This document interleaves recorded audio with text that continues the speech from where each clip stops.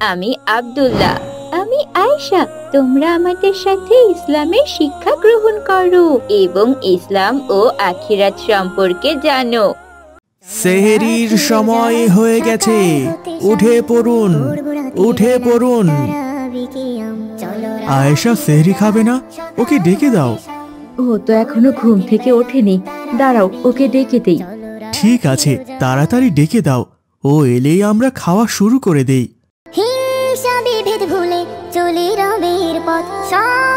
আয়েশা, ওঠ মা, সেহরির সময় হয়ে গেছে। মা, আমার একদমই ঘুম থেকে উঠতে ইচ্ছে করছে না, আমি উঠতে পারবো না। সবাই উঠে গেছে, তুই কি একা বাদ যাবি? উঠে পড় মা, তোর বাবা তোকে ডাকছে। এত রাতে উঠে ভাত খেতে আমার একদম ভালো লাগে না মা। সে কি মা, এ আবার কেমন কথা? সেহরি খেয়েই তো রোজা রাখতে হয়। সেহরি খেয়ে কেন রোজা রাখতে হয় মা? তুই কি জানিস না, নবীজি সাল্লাল্লাহু আলাইহি ওয়াসাল্লাম বলেছেন, সেহরি করো কারণ সেহরির মধ্যে বরকত আছে। ও, বরকত মানে তো ভালো কিছু, তাই না মা? হ্যাঁ মা, সেহরি করলে সারাদিন রোজা রাখা সহজ হয় আর আল্লাহ এতে অনেক সওয়াব দেন। ঠিক আছে মা, আমি উঠছি, চলো। ভোরবেলাতে উঠবো মোরা, রাখবো রোজা সকলে, সেহরি খেয়ে পড়বো নামাজ, চাইবো দোয়া। আসসালামু আলাইকুম আব্বু। ওয়ালাইকুম আসসালাম। বসে পড়ো আয়েশা, সেহরি করে নেই। হ্যাঁ বাবা, সেহরি করতেই তো উঠলাম। এই নাও, খেজুর দিয়ে শুরু করো। খেজুর কেন বাবা? খেজুর দিয়ে কি সেহরি করতে হয়? খেজুর দিয়ে ইফতার এবং সেহরি করা সুন্নত। আমাদের নবীজি সাল্লাল্লাহু আলাইহি ওয়াসাল্লাম সেহরিতে এবং ইফতারিতে খেজুর খেতেন। ঠিক আছে, তাহলে আমাকে একটা খেজুর দাও, আমি খেজুর দিয়ে সেহরি শুরু করছি। সবাই সেহরি খেতে বসে। সেহরির শেষে ফজরের আজান হয়ে যায়, কিন্তু আয়েশা নামাজ না পড়ে ঘরে চলে যেতে থাকে। এ কি আয়েশা, তুমি নামাজ না পড়ে যাচ্ছ? ফজরের নামাজ আদায় করো। মা, আমার অনেক ক্লান্ত লাগছে। কিন্তু রোজা যেমন আমাদের উপর ফরজ, তেমনি নামাজ আদায় করাও ফরজ। এটা তো অবশ্যই তোমাকে করতে হবে মা। ঠিক আছে মা, তাহলে আমি নামাজ পড়ে নেই, তারপর ঘুমাতে যাব। এই তো লক্ষ্মী মেয়ে, চলো নামাজটা আদায় করে নেই। ঠিক আছে, চলো মা। দুপুরের দিকে আয়েশার খুব ক্ষুধা লাগতে শুরু করে। সে বারবার ফ্রিজের দিকে তাকাচ্ছিল। আয়েশা, তুই কি জোহরের নামাজ পড়েছিস? হ্যাঁ মা, আমি জোহরের নামাজ পড়েছি, কিন্তু মা, আমার খুব খিদা পাচ্ছে, আমি এখন কি করব? একটু ধৈর্য ধর মা, রোজা মানেই তো সংযম। কিন্তু আমার তো ভীষণ খেতে পাচ্ছে। তুই কি জানিস, নবীজি সাল্লাল্লাহু আলাইহি ওয়াসাল্লাম বলেছেন, রোজাদারদের জন্য জান্নাতে একটি বিশেষ দরজা আছে, যার নাম রাইয়ান। সেই দরজা দিয়ে কেবল রোজাদাররাই প্রবেশ করবে। ও, আমি রোজা রাখলে জান্নাতে আমার জন্য আলাদা দরজা থাকবে? হ্যাঁ মা, তাই ধৈর্য ধরতে হবে, তাহলে তুই সওয়াব পাবি। তাহলে আমি আর কষ্ট পাবো না, আমি ধৈর্য ধরবো। আমি জান্নাতের রায়ান দরজা দিয়ে ঢুকতে চাই। ইনশাআল্লাহ, তুই চাইলে রোজাটা রাখতে পারবি, একটু চেষ্টা কর মা। ঠিক আছে মা, আমি একটু কোরআন তেলাওয়াত করি, তাহলে আমার সময়টা খুব তাড়াতাড়ি চলে যাবে। মাশাআল্লাহ, এটা তো খুবই ভালো। তুই তেলাওয়াত কর মা, আমি বাকি কাজগুলো করে নেই। আয়েশা সারাদিন রোজা রেখে বিকেলে ফাতেমার সঙ্গে খেলতে যায়। এই তো আয়েশা, চলে এসেছিস, তোর জন্য অপেক্ষা করছিলাম। আজ একটু দেরি হয়ে গেল, আজকে আমি রোজা আছি, অনেক ক্লান্ত লাগছিল। ইফতারের পর দেখবি ঠিক ভালো লাগবে। চল এখন খেলা শুরু করি, আজ আমরা লুকোচুরি খেলবো। আচ্ছা চল শুরু করি। ওরা লুকোচুরি খেলা শুরু করে। খেলতে খেলতে ফাতেমা ভুলবশত আয়েশাকে ধাক্কা দেয়। এতে আয়েশা প্রচন্ড রেগে যায়। এ কি ফাতেমা, তুমি আমাকে ধাক্কা দিলে কেন? আমি তোমাকে ইচ্ছে করে ধাক্কা দিইনি। না, তুমি ইচ্ছে করে ধাক্কা দিয়েছো। আয়েশা, তুমি এত রেগে যেও না, রাগ করা কিন্তু ভালো না। আমি তো বলছি আমি ইচ্ছে করে ধাক্কা দিইনি। তুমি চুপ করো, ইচ্ছে করে এসব করেছো। আর কে বলেছে রেগে যাওয়া যায় না? আমি আর তোমার সাথে খেলবো না, এক্ষুনি এখান থেকে চলে যাচ্ছি। আয়েশা, তুমি আমাকে ভুল বুঝছো, এভাবে রেগে যাওয়া উচিত না, রাগ অনেক খারাপ জিনিস। কিন্তু আয়েশা কোনো কথা না শুনেই বাড়ি চলে যায়। আয়েশাকে দেখে আয়েশার মা জিজ্ঞেস করে, কি হয়েছে আয়েশা, এত রেগে আছিস কেন? আর বলো না মা, খেলতে গিয়ে ফাতেমা আমাকে ধাক্কা দিয়েছে, তারপর আবার মুখে মুখে তর্কও করেছে। তাই বলে এত রেগে যাওয়া উচিত না। যদি কেউ রোজা রেখে ঝগড়া করতে চায় তবে বলবি আমি রোজাদার, দেখবি তখন কেউ আর তোর সঙ্গে ঝগড়া করবে না। রোজার কথা বললে কেউ ঝগড়া কেন করবে না? কারণ রোজাদারকে সবাই সম্মান করে, বুঝলি? যা এখন ঘরে যা। আচ্ছা মা, ঠিক আছে।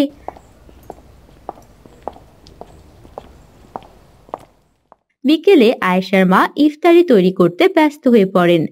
মা, আমি কি তোমাকে একটু সাহায্য করব? তোকে কোনো সাহায্য করতে হবে না মা, আমি সব কাজ প্রায় করেই রেখেছি।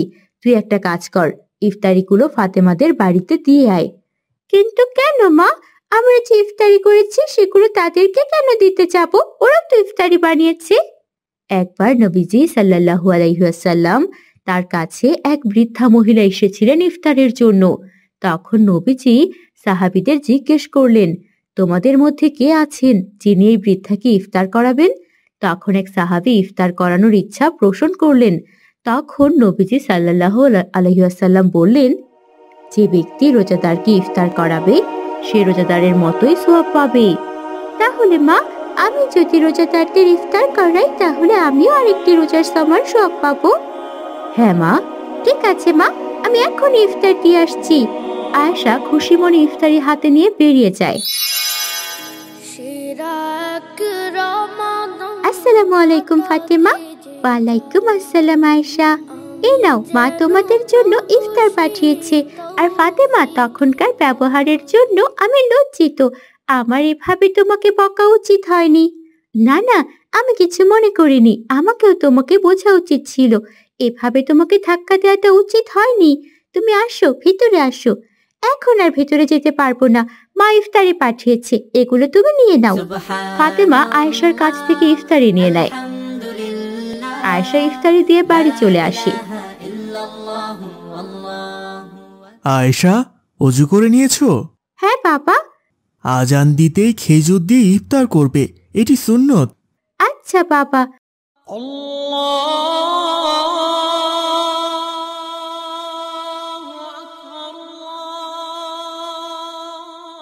বাহ, এখন আর খারাপ লাগছে না, বরং অনেক ভালো লাগছে। এভাবে প্রতিদিন রোজা রাখলে আরো ভালো লাগবে। হ্যাঁ বাবা, আমি প্রতিদিন রোজা রাখবো। আর রোজা রেখে আমি অনেক কিছু শিখেছি। আর রোজা রাখলে নিশ্চয়ই আরো অনেক কিছু শিখবো, আরো যদি রাখি। শুধু শিখবেই না, অনেক সওয়াবও পাবে। ঠিক আছে বাবা, আজ থেকে আমি সব রোজা রাখবো ইনশাআল্লাহ। কত করে একটা চাকরি খুঁজলাম, তবুও পেলাম না। এভাবে আর কতদিন চলবে? চাকরি না পেলে খাবো কি, চলবো কিভাবে? হে আল্লাহ, তুমি কি আমার পরীক্ষা নিচ্ছ? দয়া করে রহম করো। হে আল্লাহ, দয়া করে রহম করো।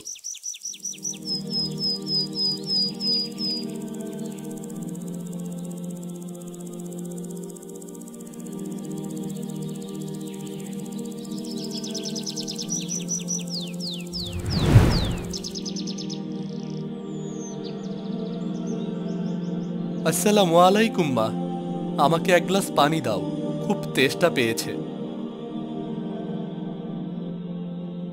এই তো বাবা, এই নে পানি নে।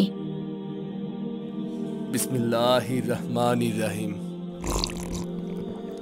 কিরে বাবা, কাজের খোঁজ করতে গিয়েছিলি, কিছু পেলি? না মা, এবারও কোনো কাজ পেলাম না, খুব দুশ্চিন্তায় পড়ে গেলাম। দুশ্চিন্তা করিস না বাবা, আল্লাহ একদিন ঠিকই একটা উপায় বের করে দেবেন। তুই একটু ধৈর্য ধর শুধু। ধৈর্য তো ধরেই যাচ্ছি মা, কিন্তু আর কতদিন ধৈর্য ধরবো সেটাই তো বুঝতে পারছি না। বাবা বাস অ্যাক্সিডেন্ট করে মারা যাওয়ার পর থেকে আমাদের এই দুর্দশা। কত জায়গা থেকে ধার করেছি, কিন্তু কিছুতেই তো শোধ করতে পারছি না কিছু। তোর বাবা বেঁচে থাকলে হয়তো আমাদের এমন অবস্থা হতো না, কিন্তু কি আর করবি বাবা, আল্লাহ যা ভালো মনে করেছেন তাই করেছেন। বাবা যদি আমাকে পড়াশোনা না শিখিয়ে বাস চালানো শেখাতেন তাহলে হয়তো আজ বাসটা চালিয়ে কিছু রোজগার করতে পারতাম। এত অধৈর্য হোস না বাবা, আল্লাহর উপর ভরসা রাখ, সব ঠিক হয়ে যাবে ইনশাআল্লাহ। হ্যাঁ মা, তাই যেন হয়। ঘরে কি চাল আছে? না রে বাবা, ঘরে একটুও চাল নেই। আজ রাতে হয়তো খালি পেটেই থাকতে হবে। সে কি মা, খালি পেটে থাকতে হবে মানে? আমি না হয় না খেয়ে থাকতে পারবো, কিন্তু তুমি? তোমার তো কষ্ট হবে। মা দাঁড়াও, আমি বাজার থেকে কিছু চাল নিয়ে আসছি।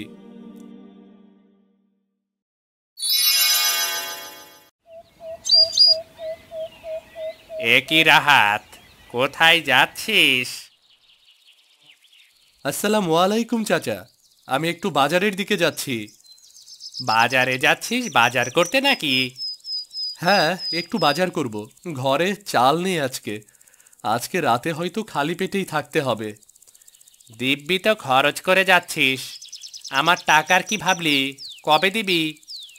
চাচা, আসলে আমি একটু সমস্যায় আছি, কিন্তু আমি আপনার টাকা ঠিক শোধ করে দেব। আমি জানি ঋণ শোধ করা অনেক জরুরি, কিন্তু এখন আমার কাছে কোনো উপায় নেই। আমাকে আর একটু সময় দিন। এভাবে আর কত সময় দেব তোকে? রাহাত, অনেক তো সময় নিয়েছিস, এবার টাকাটা সময় মতো দিয়ে দিস। আমি যেমন ভালো তেমন খারাপও হতে পারি। ঠিক আছে চাচা, আমি চেষ্টা করব খুব তাড়াতাড়ি আপনার টাকাটা শোধ করে দেওয়ার জন্য। ঠিক আছে, আর কিছুদিন সময় দিলাম, আবার বেশি সময় নিস না কিন্তু, না হলে কিন্তু খুব খারাপ হয়ে যাবে বলে দিলাম। ঠিক আছে চাচা।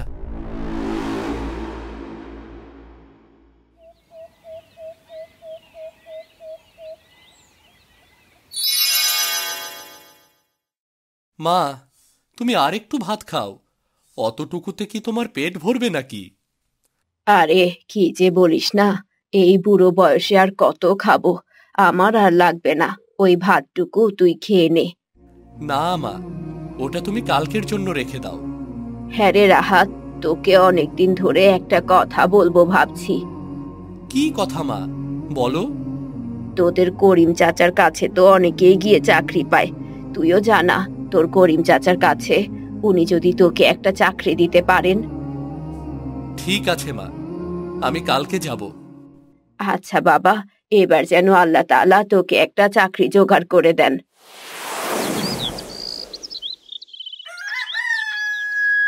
আসসালামু আলাইকুম করিম চাচা, কেমন আছেন আপনি? ওয়ালাইকুম আসসালাম, আলহামদুলিল্লাহ, আমি ভালো আছি। কি খবর তোমার রাহাত? হঠাৎ আমার কাছে এলে যে? অনেক বিপদে পড়ে আপনার কাছে এসেছি চাচা। বিপদ? আবার কি বিপদ হলো রাহাত? চাচা, আপনি তো জানেন আমার বাবা আর দুনিয়াতে নেই। উনি চলে যাওয়ার পর থেকেই আমাদের দুর্দশা নেমে এসেছে। আমি শিক্ষিত হয়েছি ঠিকই, কিন্তু কোনো চাকরি জোগাড় করতে পারছি না। আপনি যদি আমাকে একটা চাকরি দিতেন তাহলে অনেক বড় উপকার হতো আমার। চাকরি তো আমি সবাইকেই দেই, তোমাকেও দেব, কিন্তু বাবা, একটা শর্ত আছে যে। শর্ত? কিসের শর্ত চাচা? 1,600 টাকা আমাকে অগ্রিম দিতে হবে। সেটাকে ঘুষ বলতে পারো, তাহলেই আমি তোমাকে চাকরিটা দিতে পারি। ঘুষ? ঘুষ দেওয়া তো হারাম। এটা আপনি কি বলছেন চাচা? হারাম জিনিসে আল্লাহ তাআলা পছন্দ করেন না। আমাকে এত ধর্মের বাণী দিতে এসো না রাহাত। তুমি দেবে না ঠিক আছে, কিন্তু আরো 10 জন লাইনে দাঁড়িয়ে আছে দেওয়ার জন্য, বুঝলে? কিন্তু চাচা, এটা তো অন্যায়। তুমি দিতে পারবে না সেটা বলো, পারলে দাও, না পারলে চলে যাও। আমার অনেক কাজ আছে, ফালতু কাজের জন্য সময় নষ্ট করতে চাই না আমি। না চাচা, আমি কখনোই হারাম পথে রোজগার করব না। আমার চাকরির দরকার নেই, চলি চাচা। হ্যাঁ হ্যাঁ, যাও যাও, যত সব আসে যেন কোথা থেকে।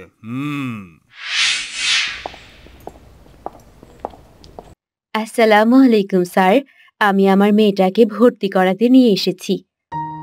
ওয়ালাইকুম আসসালাম। হ্যাঁ হ্যাঁ, বসুন বসুন। ওর খুব শখ, পড়াশোনা করবে, ভালো রেজাল্ট করবে, আপনাদের স্কুলের অনেক প্রশংসা শুনেছি। প্রশংসা তো শোনারই কথা।